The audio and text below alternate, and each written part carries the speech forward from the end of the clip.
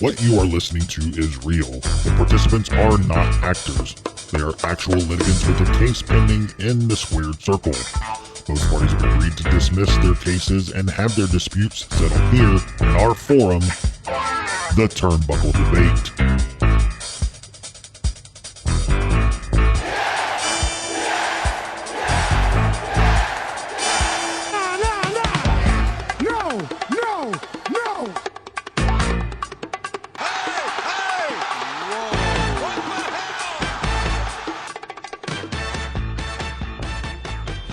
Hey everyone, welcome back to another edition of the Turnbuckle Debate. My name is Sneed. I'm Chad.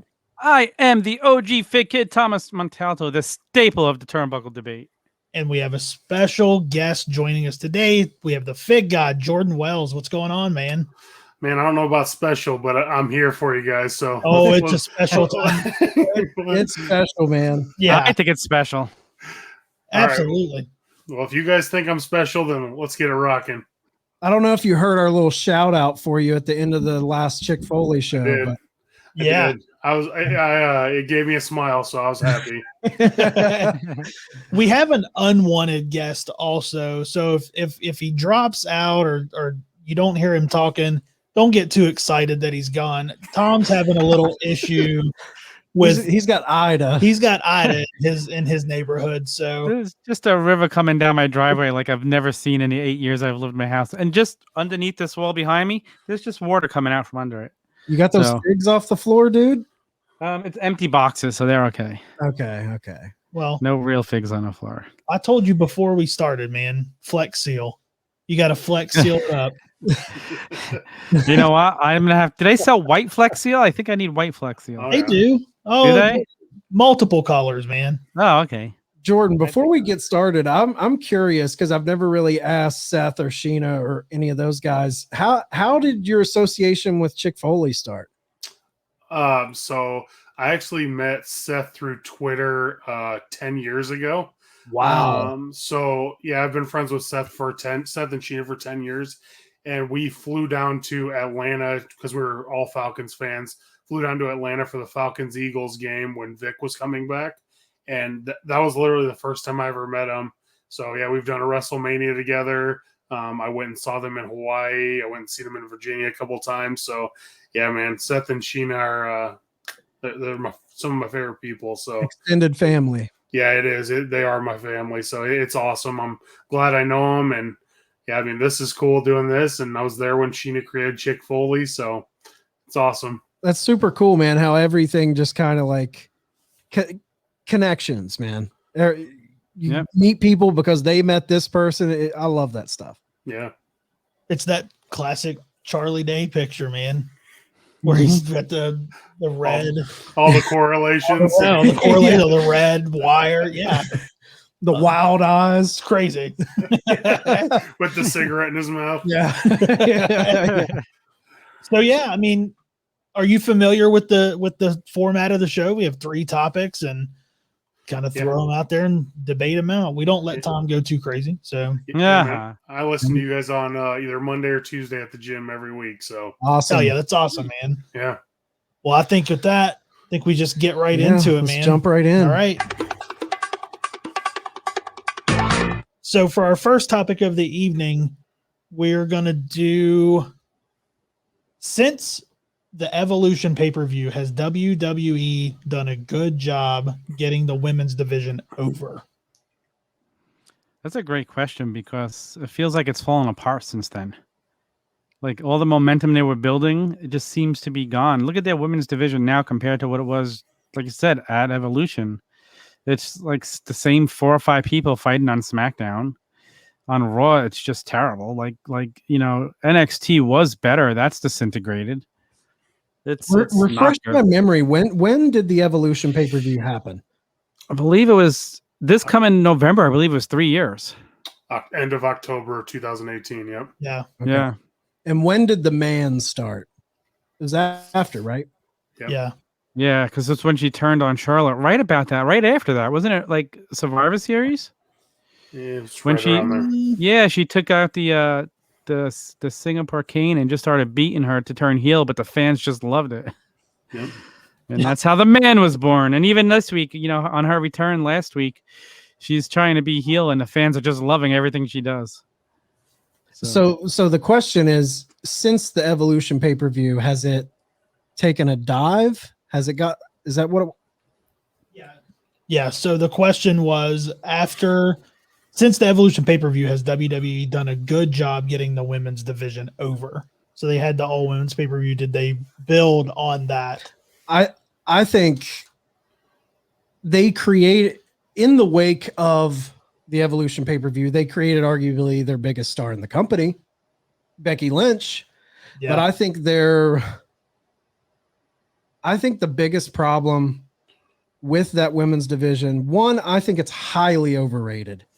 I think when people are always comparing every other women's division, whether it's Impact, AEW, and they always say it's not as good as WWE's.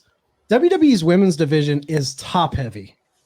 And it's top heavy with stars that have been in that company a while. The Charlottes, the Beckys, the Baileys, the Sashas, they're in their prime right now, but they've put some serious miles on those bodies. And they haven't developed anybody new. They're just riding them into the ground.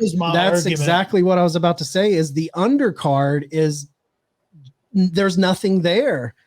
I mean, we've got Dana Brooke, Mandy Rose. That's hot garbage. They're no better than the bottom barrel of AEW's women's division that everyone complains about. I mean, they're low level people, and I worry because the people that were over in NXT, like the Rhea Ripleys, who were looking like mega stars, they come to the main roster and it's like they're just being botched. Same thing with Shayna Baszler. She could have been a beast on the main roster, but she's a joke. Yep.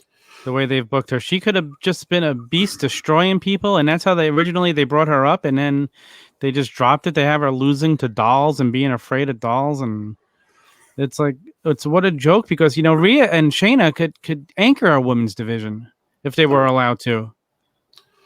All right, boys, I'm gonna blow your mind right now, okay? Yeah. I did some research. Since the Evolution pay-per-view, that was almost 3 years ago, there has been 8 women's champions. 8 women have held the belt, I should say. All right, so we got Becky 3 times, Asuka 3 times, Sasha twice, Rhea once, Charlotte 5 times, Nikki Ash once, Bayley 2 times, and Bianca 1 time. So out of all of those women, who really developed into a star because they got the title? I mean, exactly. Nobody. Yeah, no one. Exactly. Yeah. They put no one. Bianca was on her way, and then they just crushed that. It's just none of those ladies got better because they got the title. Yeah. Right. And there's that old saying, does the wrestler make the title, or the title make the wrestler? Yeah. And a lot of times I feel like they're leaning on the philosophy that the wrestler makes the title, because all the people that they're handing that title over are the 4 horsewomen for the most part. They're rotating that belt between Sasha, Charlotte, Becky, and Bayley. Yeah. Awesome. I kind of feel like WWE is swapping with AEW, where WWE used to have women's feuds that didn't involve the title. And now they don't. They were building what seemed to be Liv Morgan and Zelina Vega up until Money in the Bank, and that was like a fun, exciting feud with their exchanges, and then they just dropped it right after that was over. No payoff, no match between them, and now AEW's women's division is really starting to shape up with Chris Statlander back now at full force. Thunder Rose is there full time now. Their women's division is getting super exciting. So it's like they're switching places. So I will say this about WWE: they did put 2 women's matches on as the main event of WrestleMania twice since then. The first one was Charlotte, Becky, and Ronda, which everyone has their opinion about that match. I wasn't a fan. The buildup was miserable to that match. They killed it before the match even started. And then Bianca and Sasha was special. I will admit that was awesome to see. And Bianca winning the title was what everyone wanted. So, I mean, one of those two things they got right. But I mean, for the most part, like we just said, they've built no new stars in 3 years. Like, what are we doing?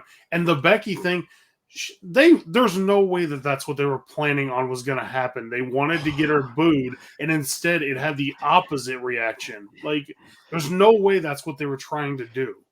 No, they were trying to make her a heel 100%, and it became the biggest thing in the company. And what do? They get her back, and instead of trying to have a big thing, they're like, oh, let's turn her heel again. And why not? If you have somebody who's over more than anybody else in a company, why don't you go with it? Why are you trying to turn them heel right now? Well, that's like, I think in the company in general is they hot shot storylines for these tentpole events like Mania for these moments. They hot shot moments. They don't long-term book it where it just feels organic to me. It feels like, oh shit, we're a month and a half out. Let's really shove this angle. And then it ends up not having as much power to it. Now, I think the Bianca Sasha match, yeah, it felt a little special, but man, it should have felt so much more special. Like if they would have put a lot of time into it, it could have felt so much bigger to me, but it felt like hot shot booking to me. And I don't know, man. I think they've rested on their laurels and they've not nurtured that young crop of talent coming up as much. And it's weird though to me because it's almost like the company has shifted from because if you remember when they brought up Charlotte, Bayley, all that crop that they brought up, the Bayley, Becky, Sasha, those were NXT call-ups, and I felt like they were handled beautifully. Yeah, they were. These women were handled pretty great. And now anytime they bring in someone from NXT lately, it's like, what's the booking with this? Like the Rhea Ripley, Shayna Baszler booking to me has been atrocious. Bianca's a little better, but even the way they had her just drop the title to Becky, then it's like you had a chance to make her. You had a chance to elevate her to that level of those women. But when you do that hot shot booking like that and just throw the title back on Becky, I feel like it takes something away from them. Yeah, you're not wrong. But don't forget, they have the game changer with Doudrop now on Monday Night Raw. Oh, well, the sad thing is, you know, Piper Niven on NXT UK is awesome. Yeah. She comes to Raw and that's how it's kind of silly. It's goofy. But if you watch NXT UK, same thing with Toni Storm. Toni Storm in NXT UK was killing it. She was even killing it down in NXT, and now they bring her up on SmackDown and we haven't seen her for weeks. Like what's going on? She's appeared once in one match and then that was it. Blackheart. Where is she at? You know, like it blows my mind. They have it's just a continuous pattern. It's not just with the women, it's anybody who's called up to the main roster. Any new talent. You know, they've developed nobody. I guess Riddle is the closest thing, and I guess Priest they put the U.S. Championship on only because they're running out of people to do things with. They're kind of forced to use somebody different at this point. And as far as the women go, too, I don't think they needed a women's tag team division either. No, I think that hurt also. If they could have done it seriously, but it's been a joke. You know, now Natty's out for however knows how long, and we'll just hold the titles on them since we don't really use them anyway till she gets Vince back. Doesn't even like tag team wrestling. Why would he bring in a women's tag division? It just doesn't make sense to me. I guess he thought that was the next thing to do for the women and move the Evolution ahead, and meanwhile it just became a joke. Do you guys think, because when AEW started their women's division and everyone was giving it crap, and I get it, but I was kind of like, well, dude, NXT has all the talent. Like they're not going to come out of the gate with a roster of Sasha's, Charlotte's, Becky's, you know, they have to build. Do you think the way Vince and the creative team on the main roster is handling the depth of the women's division, do you think that's giving AEW time to build and compete with their women's division? Because their women's division to me was a long-term project where they knew they had to cultivate their talent over several years. I mean, Well, it's giving him time and it's giving him a blueprint. Yeah. Yeah, and it's an excellent point because look how Ty Conti is since she joined after being released. Like I always say she's one of the best people to take advantage of being released last year. Like how she came to AEW and the run she's been on. Now they have her in a program with the Bunny, and like we're seeing other women's feuds in AEW. You got Penelope Ford developing. There's so many other people that would just kind of in matches, but now they're worked their way up into programs, and it's paid off the way they've done it. Even the Big Swole Diamante feud that's been happening on Dark for the last 6 weeks has been great. Yeah. So I think this is one thing that WWE did that it's like every woman has to be in a feud, like what's wrong with a one-off match with someone on a Monday Night Raw or a SmackDown? Like they're just so infatuated with you have to be in a feud. Like what Rhea and Charlotte wrestled for 5 fucking months for what? Right. What was that getting to? Like where exactly was that going to go in the end? And of course Rhea started getting booed. Like she's wrestling the same person every month and it's not working. Like, and you just keep going back to it and you just keep recycling it. And then now they ran a triple threat match with Nikki. It's like, dude, you can do one-off matches on Raw and SmackDown or even a pay-per-view. Every match doesn't have to be a feud. Like, dude, old wrestling, when we watched wrestling when it was good in the Attitude Era and stuff, like every match wasn't based on a feud. It was just based on, hey, we want to get this guy on the show. We want to get this guy on the show. Like, I think that's what WWE has run themselves into. Like everyone has to be in a feud. No, they don't. There's going to be people that aren't in feuds, and that's okay. They're still wrestling, and that's what we want to watch in the end anyway. Yeah, and exactly. Even if they are in a feud, even if they have a feud, they don't have to wrestle that person every fucking week in different combinations and tag teams. So and like, annoying, dude, man. When we came up, I felt like they would make you wait to pay for that pay-per-view to see them finally clash, where you'd get those promos, you'd get backstage packages, you would get maybe some sort of match against someone else and the person interferes or something like that, but you weren't getting, like you said, Jordan, you weren't getting the 5 matches in 6 weeks, and then it's building up to a pay-per-view match that by that point we don't care anymore. I've seen it. We've seen it. Yeah. It's just boring creative. It's match after rematch after rematch after rematch, and they've just forgot how to be creative.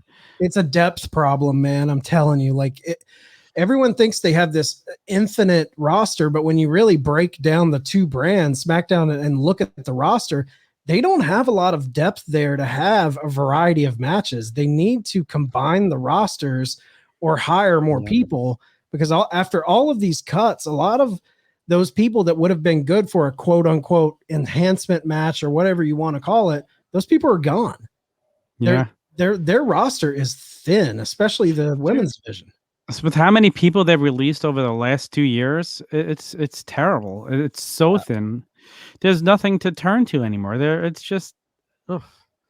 And then you got the Viking Raiders, who are a monster tag team, and they've become so soft and just a watered down version of what they should be. Even compared to what they were, not even talking about what they were in the Indies, but they were so dominant in NXT. Yeah, like it's a shame that's what it's become. All right. Anybody have any final man? words? Sneed just threw that right over your talking. Hey, No, listen, it wasn't me. It was scheduled to go off. It's the clock. Hey, listen, now at least we have Vince and Bruce booking NXT, so at least we'll get that good stuff down there still. Sneed hitting that Royal Rumble countdown clock is the equivalent of back in the vaudeville days when they pull the hook out and across the stage and hook the guy off the stage. That's what he's doing to you, Tom.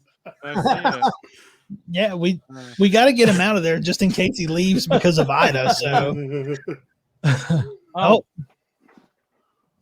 you all right, Tom, or did Ida get you? The ceiling just fell. I'll be back. All right. Okay. Well, let's move on. We're to the live, second pal. topic. We're live, pal.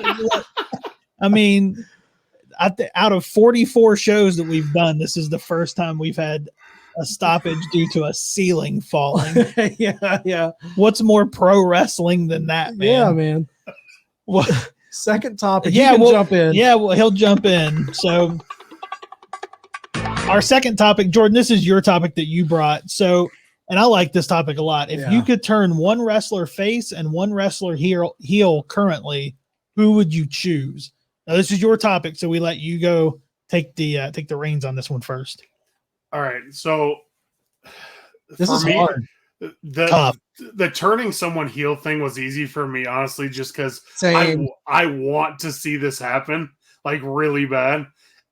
For me, it's Big E 100%. Like him turning on the New Day, man, can you imagine the nuclear heat he would get, especially if he did it after he cashed in the Money in the Bank and they came out to celebrate with him. Oh, He gives the big ending to both of them, and then get on the mic and be like, "You guys were holding me back the whole time. The minute I got on my own, look what happened." Like, dude, I'm telling you, if they turn Big E heel after he wins that title, it will be the most nuclear reaction ever. I wish I could show you my sheet because I picked 3 because I was worried if someone would pick one of mine. My first pick was Big E.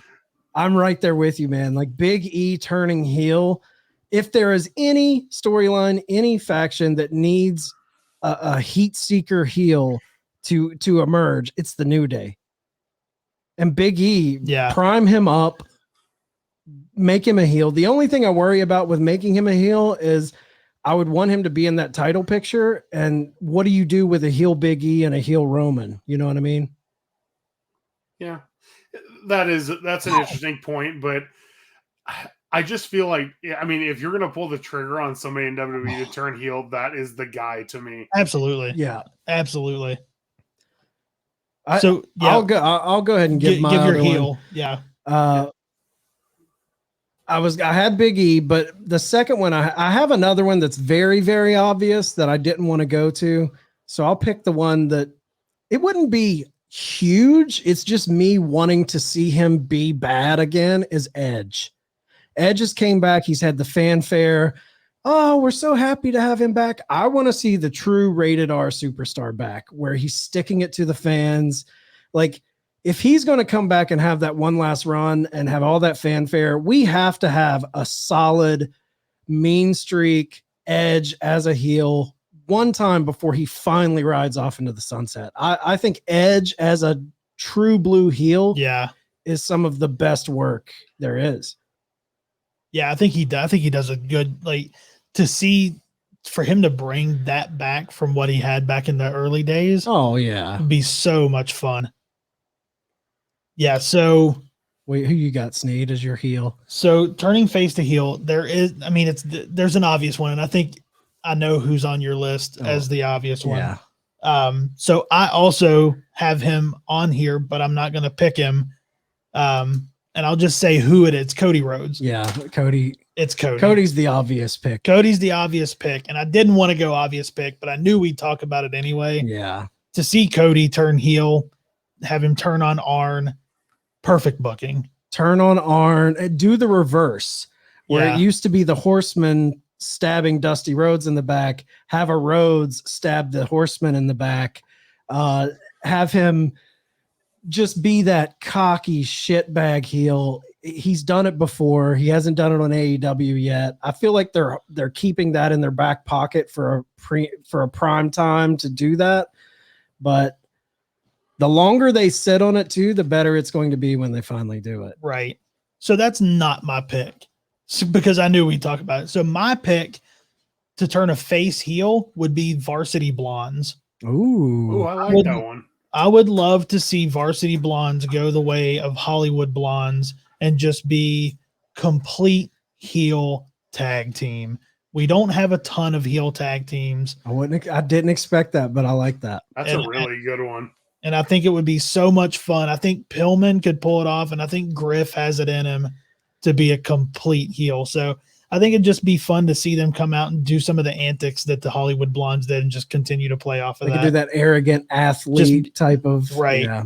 I think that'd just be a lot of fun. It's not a huge heel turn, but I think it'd be fun. Yeah. It'd still be good. I mean, it doesn't have to be huge to make it good. Like, those are all good, honestly. I think the hardest.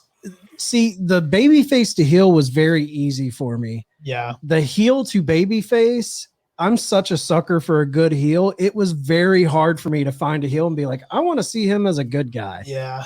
So Jordan, who did you have going to babyface? It seemed to me this one seems obvious. I talked to Seth and Sheena about this last night too.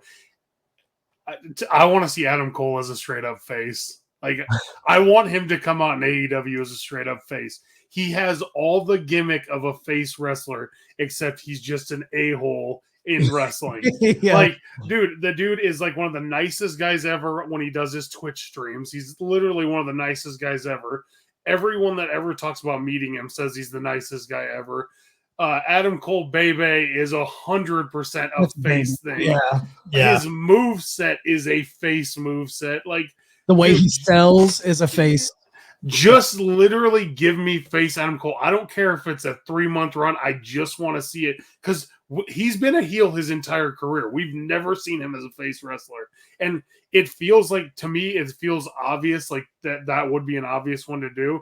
But if it's so obvious, why has it never been done? That's very That's true. true. And they tried to do a little bit of that with him in NXT, but they never went full on. Like I'm thinking like Adam Cole could be that boyhood dream Shawn Michaels type of babyface. Yeah, I hope they do it, and I hope it's an AEW because I just feel like he would. I mean, he's going to be a megastar either way, but I just feel like a face Adam Cole would just.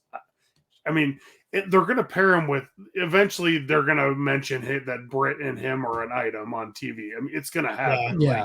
Like, they're not going to do the man's man or anything, but they're going to Right. they're going to mention it, and like, dude, that's going to even get it even more love. Like, I mean, it just makes sense to me.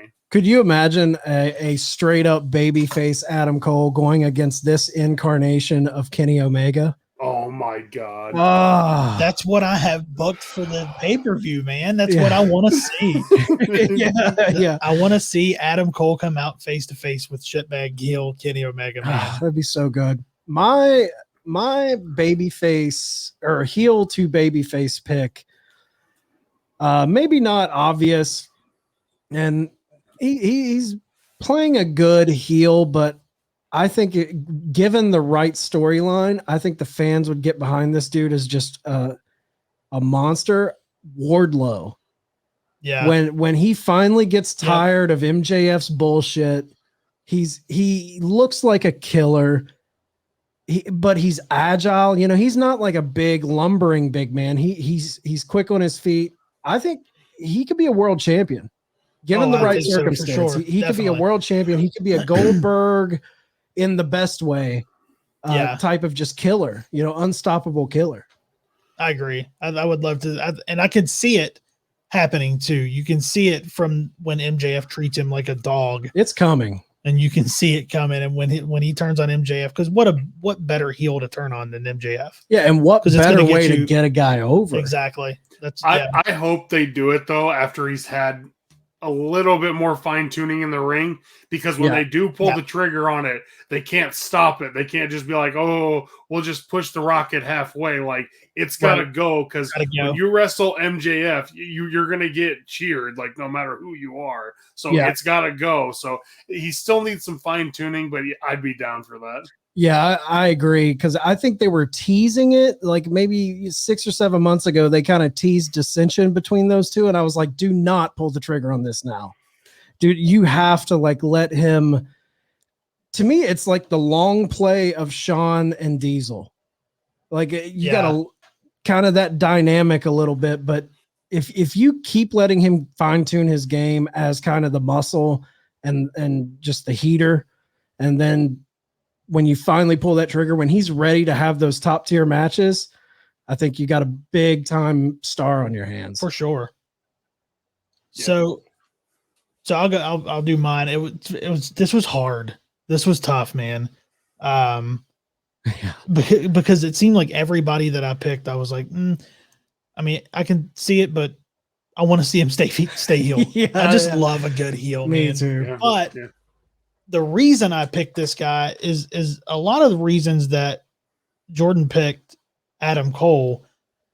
Every time you hear somebody talk about meeting this guy, he's considered to be such a nice guy. And I think that with him turning doing a face run would bring a lot of attention to the company, and this guy could get so much love as a face. I think Nick Aldis, man. Yeah. Oh, shit, that's a I good thought one. about Nick Aldis. Yeah. I just think, the guy's such a nice guy. We've talked to him before. Tom's had him on. He's a genuinely nice guy. And with him being the face of NWA as a face, I think that could help that company grow a lot. Yeah. So I like that one a lot. I think that one's a really good one. I hope eventually we get all this in either, it doesn't matter to me, WWE or AEW. I just want to see him on one of the main two shows because that guy is so talented, man. I love watching that guy wrestle. I agree. I think it's a shame. I love NWA, and I think he is kind of the flag bearer and cornerstone of that company. But the fact that, let's be honest, their men's division isn't very deep, and the fact that he's kind of there without being able to wrestle the Roman Reigns and Kenny Omegas and Seth Rollins and Adam Hangman Pages and all of those top guys, the fact that he's not in the mix with them is kind of a bummer. And we still have to get that rubber match between him and Cody. They're tied 1 apiece. That match is still hanging out there. And he what lost a better match for heel. He lost the fucking title to Trevor Murdoch. Right. That tells you what you need to know about NWA's men's division. They picked Trevor Murdoch to take the belt. That's all they had. And they did a valiant effort to try and make him, the son of a plumber type of Dusty Rhodes working man type character. But man, it's Trevor Murdoch. Right. Right. At the end of the day, I mean, that's what we're dealing with. So can shine a turd, but it's still a turd.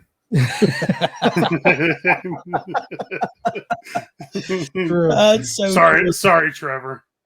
Yeah. Nice enough guy, but man. Yeah. Tom, who do you got? All right. Well, then we'll just move on to the next topic. He's still fixing his ceiling. I think if Tom could turn anybody from heel to face, it'd be Ida. Well, see, this is the thing. A lot of people listen to this show on audio. Now, on the audio version, you don't get the complete hilarity that his empty screen, his lonely chair just sitting there with his mic and he's gone. And we know he's frantically off camera somewhere dealing with a caved in ceiling. Like he should have taken us with him. He's in there with a bucket. I just imagine him like Tom Hanks from Money Pit, like dealing with some calamity. Oh man. Well, hopefully we get to talk to him again before we end. So, but we'll move on to the final topic. So the final topic is, what's the bigger flaw in WWE? Leaning on older veterans in the ring like Goldberg, or not leaning on older veterans in the backstage roles? I love this topic. Yeah. Because I think it's a hard pick for me, because I think these are two major flaws they have. And I think both of these flaws are what is keeping new stars from being built. Both of these flaws contribute to the lack of star power they have today. Now, first and foremost, we say this all the time, but I just feel the need to repeat myself, is WWE has one of the greatest rosters of talent, bar none. When you just run down their list of guys, Seth Rollins, Kevin Owens, Sami Zayn, Roman Reigns, I mean, the list goes, their talent is phenomenal, but talent can only get you so far. It's the booking. And the way they lean on a Bill Goldberg to pop a rating instead of putting time into a young guy is very problematic to me. It feels like they don't want to build stars to get bigger than the company, like the Stone Colds and the Rocks of the world. So that seems like a problem. But I'm going to go, the bigger flaw is not leaning on the mentorship and true in-ring knowledge that some of these guys have. I'm thinking of, NXT has it right now. I mean, when you look at NXT, they have Triple H, Shawn Michaels. Those dudes are kind of having their hands in the pot. Now, I don't know what's going to happen for now. I don't know what's Right. going to happen when Bruce Pritchard and Vince McMahon reportedly are going to start producing those shows. But on NXT, you know, they're booting out the Arn Andersons. They're booting out the Dean Malenkos. And a lot of times I feel like those old school names they have in the back, they're kind of just there to be there. It's not like they're laying matches out, but they're not having any sort of say in the overall booking of how big a character gets. That's all running through Vince. I think if they leaned on the advice of those older guys and employed more of those old school guys to help with the booking, I think we would see a lot better booking on the main roster. Yeah. Welcome back, Tom. Thanks. First of all. There's just water coming up through the rug now on the floor down here, and the ceiling fell because water was dripping through it. But I'm back. What was the topic we're up to? So, well, you totally missed the second topic, but you're back for the third. yeah, you're back for the third. So the third topic is, what's the bigger flaw in WWE? Leaning on older veterans in the ring like Goldberg, or not leaning on older veterans in a backstage role? Personally, I think the fact that they got rid of all the classic guys like Arn Anderson and all the producers they sent to AEW that are making AEW awesome now was the beginning of what this terrible stage is in WWE. Like they have the Vince created producers in stage now, not the guys who are around during the heyday of when wrestling was wrestling. You know what I mean? Like you have Jason Jordan in charge of all the producers. He is a Vince McMahon producer. He knows exactly the style Vince wants. And some of these guys can put a match together, like TJ. TJ's great at it. TJ is the best one to have. I'm not shitting on the fact that, you know, these producers who, you know, they put matches together, but I'm talking more of like guys who can book a character and have a little more say in where a guy should go. Because you hear about, you know, the Cornettes, the JRs back in the Attitude Era, they were shaping these characters. It wasn't just Vince. You know, Vince was the final say, but he was allowing some of these masterminds of the pro wrestling business to help shape these characters. And that's not happening today. Yeah, we don't have, you know, outside of Paul Heyman. Yeah. Right. And how long is he going to be around for? I would love to know when his contract's up, because I bet you he bails. You think so? Nah, he stays. Nah, his boys you think are so? there. His boys are there, man. Yeah, Brock's Brock's there, there. I know there. he's not leaving. I wouldn't be surprised to see him run. What do you think, Jordan? I absolutely hate that they lean on nostalgia so much now. I mean, I don't need to see Goldberg wrestling a title match in 2021. Shit, I didn't need to see Goldberg wrestle a title match in 2019. Like, I definitely don't need it now. I'm fine. I'm fine with them bringing those guys back to do matches that are basically undercard matches to bring more hype in. Bobby Lashley, are you fucking kidding me? He's wrestling Goldberg. That's what we're doing. That's who you think you should be putting on your second biggest show of the year. Like, Right. I don't care if he sells tickets. The dude cannot wrestle. He almost fucking killed Undertaker, for God's sakes. Like, that's when it should have been done. That's when it should have been done. Yeah. Because I mean, seriously, Triple H finally, whatever, God love him, he realized after that disaster in Saudi that, hey man, it probably has started to pass me by a little bit. And even Taker on his documentary said that's when he realized, yeah, this is not for me anymore. This is, I can't keep doing this shit to my body. And I mean, the bumps that these guys are trying to take, like, it's just unreal to me that I don't care how much they're getting paid either. It's just, it's stupid. The backstage thing is a problem for sure, but I just think the bigger problem is that you're putting Goldberg in a match against one of the top stars in WWE right now for a title. Like, and they did it against The Fiend too. And I just don't get it. I don't understand what their infatuation with Goldberg is. I don't get it. What I'm with you 100%. I guess my way of thinking was, if you had some of the old school mentality in the back, maybe that shit in the ring wouldn't be happening. They would be booking legends properly. Like, The way Yeah. AEW is booking their legends, you know, when Arn comes out, when Dean Malenko has his little spot here and there, Tully comes out, like it feels right. It feels like, hey, these guys shouldn't just be showing up at Hall of Fames and conventions. Like they can still be on our TV, be a vital part of storytelling, but not be the focus like they are in AEW or WWE. Yeah, I'd much rather see Arn and Tully in the roles that they're doing than seeing Goldberg have a main event SummerSlam match for the championship. But it all comes back to one person, though. It's Vince. It's 100% Vince. Like, why do you feel like you still need to be booking guys from the 90s in 2021? Like, I get that you wanted to draw ratings. There's different ways to do it where you can still draw ratings. You could put asses in the seats having Goldberg wrestle anyone on the card, you know? I mean, the older people still know who he is, whether he's wrestling for a title or the opening match. Like, I just don't understand why we need to be putting these guys in main event matches at this point. I agree. Yeah, I agree 100%. Everybody knows I love Goldberg. Well, and Vince doesn't want these older veterans in the back. It's too much ego for him, man. He doesn't want someone checking him and telling him, "Hey, this is a bad idea. Like, this is not how this should work." Like, you really think somebody told me, "Oh, I bet he wants Undertaker in the back." I'm like, "Are you fucking shitting me?" That guy will not allow him to do half the shit he does right now. No, not at all. You think Undertaker would sit backstage while they're booking a fucking doll? No. Doll.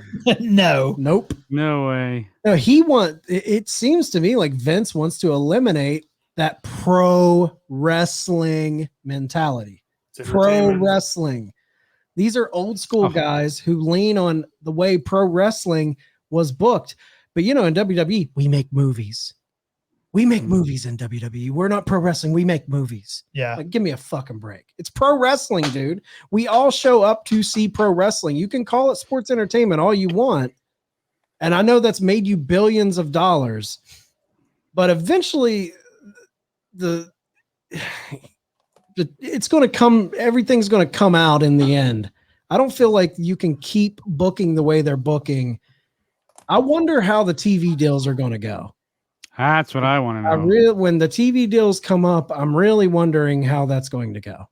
Raw's is not too far off from expiring too. So, you know, we have Monday Night Football starting up soon. So the ratings will probably take another big hit then. Here's the thing though, man, they're not really in the shitter.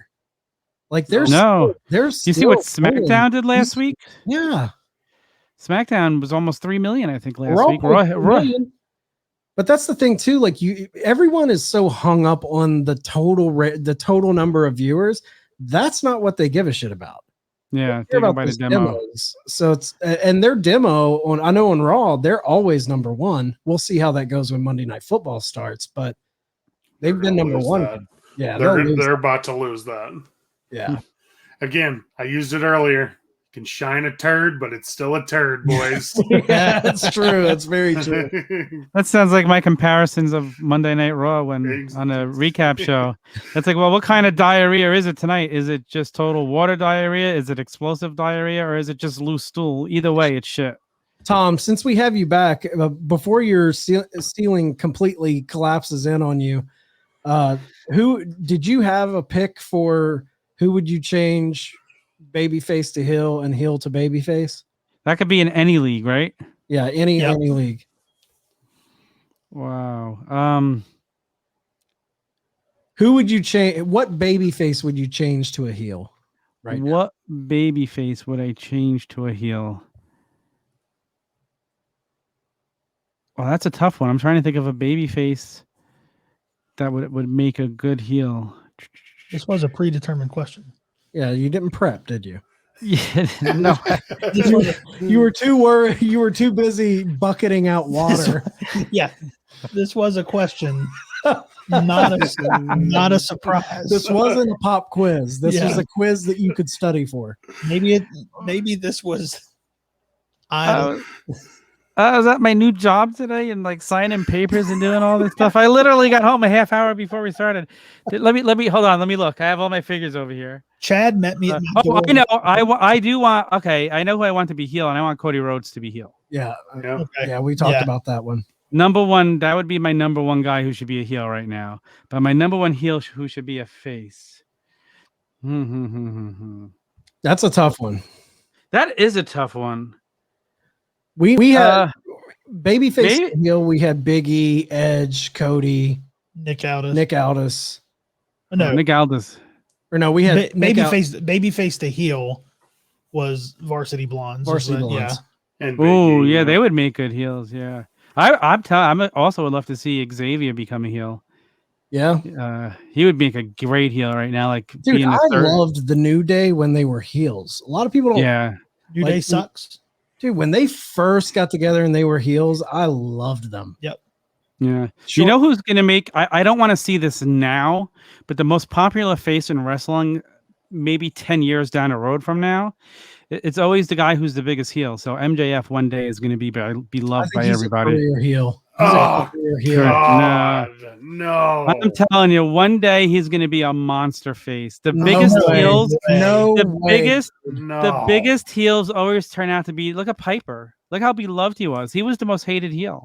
I mean, When he became a face, he was so loved. It's not going to happen soon, but one day down the road, people are going to love You can him. take that word soon out of there. It's not going to happen. No, it's not going to I happen mean, soon. it could happen maybe a decade when he's an older man or That's something. what I'm saying. It's not going to happen soon, but one day he's going to be the most over person. I just can't see it. MJF is such a good heel. I cannot see him. Wasn't Roddy Piper the best heel when he was a heel? He There always was nobody felt like better. ability to him to me. Like there was. I don't know, man. I mean, I guess if he ends up in WWE, they'll probably debut him as a face. So who knows? Yeah, you know. Well, WWE fans would just cheer him whether he was a face or a heel. Anyway, just being so happy to have him. He's not going to be a face. He will one No. day. Mark my words. Not soon. I would hate to see him in WWE. It's not anytime. He's not going to WWE ever. God. And he's not turning face anytime soon. I'm talking way down the road. All right. Disgusted. That just Well, pissed me off, Tom. Yeah, I think it's time to go, man. Let's get out of this I think it's debate. time to go. This Ida is I think I just threw up in my mouth. I've said that forever. Watch. One day he's going to be so huge as a face. Oh, God. Gross. Okay. Okay. In 10 years, when we're on episode number 1000 of the debate, I'm going to be like, I told you so. I told you guys. Bring me back for that one. Yeah. When it happens, We're bringing back the fake God. When it happens, it's going to be more of a "I told you so," because that's how long it's going to be. It's we're all not- going to be on walkers and Yeah, it's just not going to happen. yeah. It'll happen eventually. Not soon. Not within 5 years, at least. God, I hope not. Jesus. Oh. But when it does, he's going to be so over. Gross. All right, well that's going to wrap us let's up. get out of here. Yeah, so Jordan, tell everybody where they can find you, man. So I am at the Fig God on Instagram. I don't give out my shoot Twitter, but I'm in the Foley fam. These guys see it. That's where I'm doing my hunting at. So you want some figs, get in the Foley fam group, and I'll get you some figs. It's the Patreon on Facebook for Chick Foley. Check it out. It's chickfoley.com is all the info is there. ChickFoleyShow.com. You could check it out there, and like he's helped me out so much. Jordan find some gems, man. You hump the road to find those gems. Hey, he's the reason how I got my Macho Man, the Chase, the cream of the crop. So That's awesome. he is the Fig God. All right, well, I think that's going to wrap us up for the evening. Jordan, thanks for stopping by, man. We had a blast. You always have a seat whenever you want to come on and talk with us. Thanks, Yeah, guys. hopefully next time Tom isn't bucketing water out of his basement during. Tom, if you can take your mind off the flood, get your shit in, man. The OG Fig Kid, Twitter and Instagram, and sessions will return next week. All right, court is dismissed.